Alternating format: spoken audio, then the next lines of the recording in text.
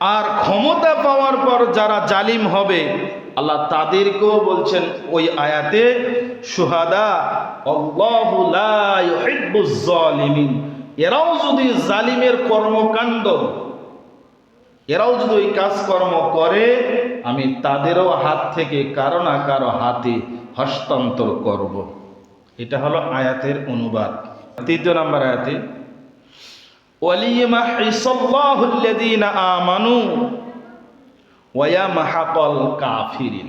আল্লাহ পাক বলেন, এবং তিনি এই পরীক্ষার মাধ্যম দিয়ে সচ্চার মুমিনদের বাছাই করে নেবেন। এই যে হট্টগণ্ডগোল, কত প্রকার কথাবার্তা, জুলুম, কত প্রকার কটু কথা, ক্ষমতার দাপট, এ সমস্ত কিছু দিয়ে কি করবে? ওয়ালিয়ামাহিসাল্লাহু আল্লাযীনা আমানু, আমি পরীক্ষার মাধ্যম দিয়ে কারা সচ্চ সঠিক এদেরকে বাছাই করে নিয়ে আসব।